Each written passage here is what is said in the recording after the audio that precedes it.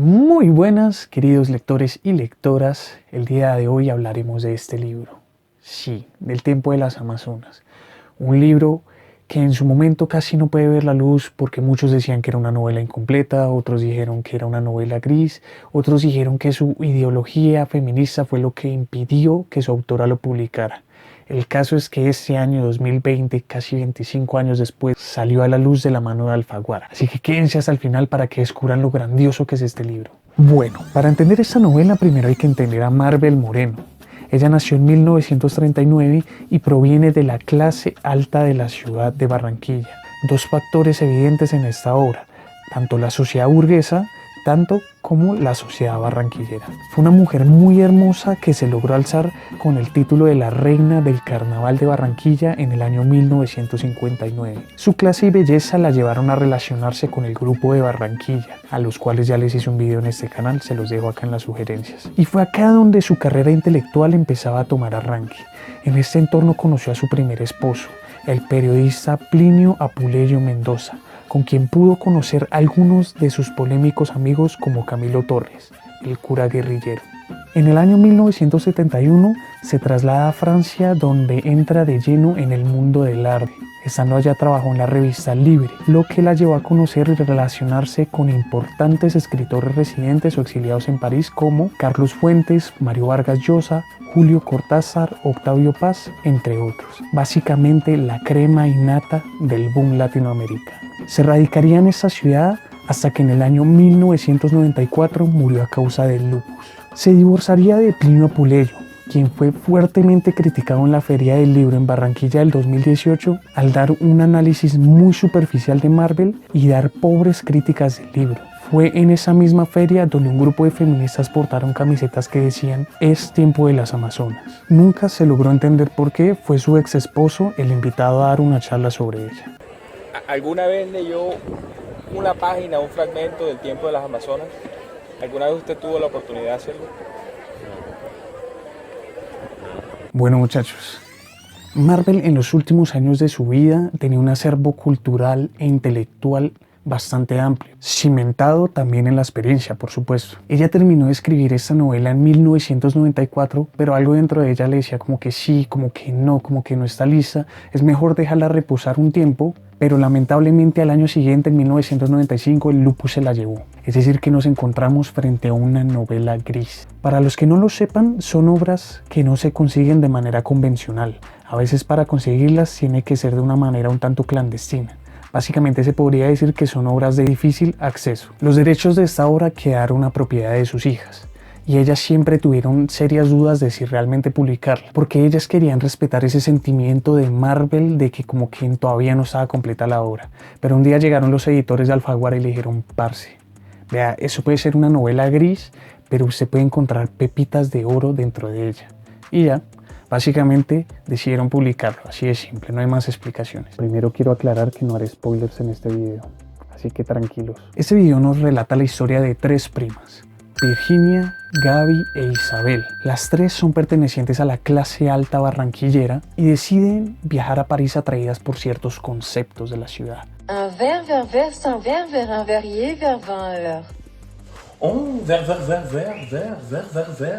verrier, vers 20 heures. Como mayor culturalidad, mayor tolerancia, mayor diversidad y por supuesto una posible prosperidad económica. Es aquí donde Marbel pone un mordaz contraste cultural entre la sociedad latinoamericana del siglo XX con la sociedad francesa del siglo XX, donde por ejemplo en Colombia todavía no estaba aprobado el divorcio. Los matrimonios son una cosa en la casa y otra ante la sociedad, y las mujeres son apéndices del esposo, que yo considero que son cosas en las que aún tenemos mucho por trabajar. Pero pues estando en Francia también se dan cuenta de que nada es tan perfecto como parece. Una vez están en Francia, esas primas se empiezan a relacionar con la burguesía en diferentes reuniones de caché.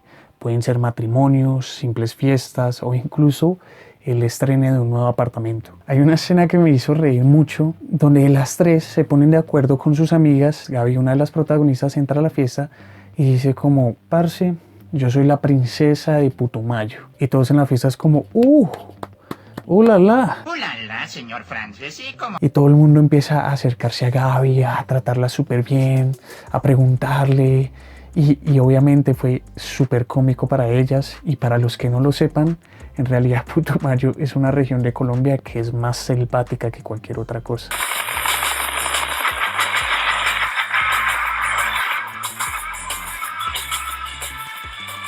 El caso es que es en estas diferentes reuniones donde el libro se torna en una vorágine de personajes, donde hubo un punto que yo decía, parce, por favor, no más, no más, no más, no metas más personajes en el libro, porque realmente son muchos, muchos, muchos. Pero de hecho cada personaje del libro está muy bien construido y tiene una inteligencia emocional bastante profunda. De hecho yo creo que sería un ejercicio interesante para un estudiante de psicología el sentarse a analizar cada uno de esos personajes, porque realmente cada uno de ellos es sumamente complejo. Entonces, el principal consejo que les puedo dar si realmente se animan a leer este libro es que hagan apuntes de todos los personajes que hay y sus características para no confundirse más adelante.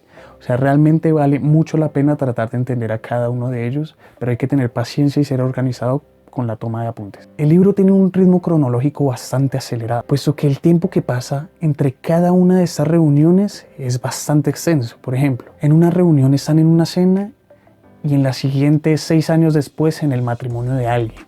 Entonces Marvel se encarga de hacer saltos temporales fuertes por medio de su sintaxis para explicarnos qué pasó en todos esos 6 años. Eso es un recurso que se parece mucho al utilizado por Gabo. Les voy a poner un ejemplo. Me voy a valer de este librito para hacer saltos temporales. Y ahí se encontraba Nicolás contemplando el hermoso libro amarillo del fantástico señor Zorro, mismo que le regalaría a su abuelo después de la guerra civil y mismo que estaría leyendo su nieto después de su funeral. ¿Qué pasó ahí?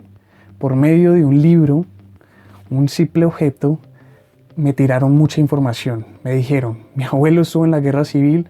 Segundo, me dijeron, yo voy a tener nietos en el futuro. Y tercero, me voy a morir. Aunque bueno, todos nos vamos a morir algún día. Entonces nos encontramos ante un libro que tiene una prosa con una sintaxis bastante cuidada, y a pesar de que me parece que el ritmo decae en muchas partes del libro, Marvel no deja de demostrar su amplio uso del lenguaje. De hecho, como dato curioso, Marvel, como amante de la literatura y como habitante de Francia, en varias partes del libro hace varias referencias a los poetas malditos. Bueno, ¿qué temas aborda Marvel específicamente en esta novela? Expone la sexualidad como factor fundamental en la vida de pareja y cómo ésta puede ir cambiando a lo largo de todos los años, y sobre todo cómo es esta diferente en cada persona. Algo que me parece muy importante que hace ella es que ella reivindica el derecho de las mujeres a poder sentir placer, que era algo que en el siglo XX seguía siendo muy tabú, pero que ya estaba pujando fuerte y que hoy en día cada vez va desestigmatizándose más de a poco. Ejemplos claros hay en la cuarentena. Marvel también expone cómo el cuidado de una apariencia social afecta gravemente las relaciones maritales, porque muchas veces prefieren cuidar esa apariencia social que tratar sus verdaderos problemas de pareja. Aún así, yo leyendo el libro varias veces consideraba y decía, como parce, porque simplemente no van a un terapeuta de pareja, algo así. Yo creo que muchas cosas en el libro se pudieron haber solucionado así, pero hay que tener en cuenta que era el siglo XX y eso no estaba tan naturalizado. Justamente esto que yo les digo, el terapeuta se contradice con mantener la apariencia social. Si tú vas a un terapeuta de pareja con tu esposa, los vecinos van a decir como, todo anda re mal. Pero bueno, muchachos, aprendamos a no ser tóxicos y a reconocer que es sano ir al psicólogo, ir al terapeuta de vez en cuando. Marvel también aborda cómo la historia familiar y cómo tu pasado pueden condicionar muchas veces las acciones que fundamentan tu proceder. Incluso varios personajes del libro acuden al psicoanálisis de Freud para poder entender la razón de todas sus acciones y de su sentir. Aborda el tema del proceso de madurez, de cómo el paso de los años y la adquisición de nuevo conocimiento pueden hacer que tus ideas vayan adquiriendo otras connotaciones distintas a las de cuando eras más joven. De hecho, Marvel en varias partes del libro le tira súper fuerte al comunismo.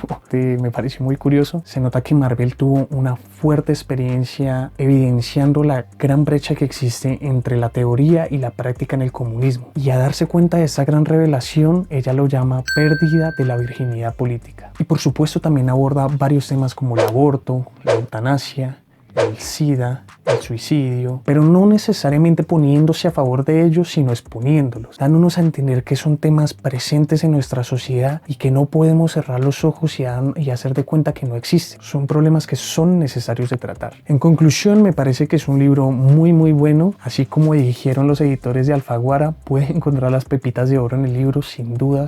Y me encanta que las mujeres, que las escritoras puedan escribir sin ninguna clase de pudor o condicionamientos, porque ya no estamos en el siglo XVIII, donde las escritoras tenían que ponerse nombres masculinos para poder publicar. Es cierto, y debo confesar que tuve varios choques morales en varias partes del libro, pero justamente la literatura nace para eso, para confrontar tus ideas. Es posible que tus ideas se fortalezcan al ser confrontadas o simplemente cambies de opinión, abra los ojos y estas se iluminen por otros caminos. Entonces, no siendo más, muchachos, hasta aquí el video de hoy. Espero les haya gustado mucho.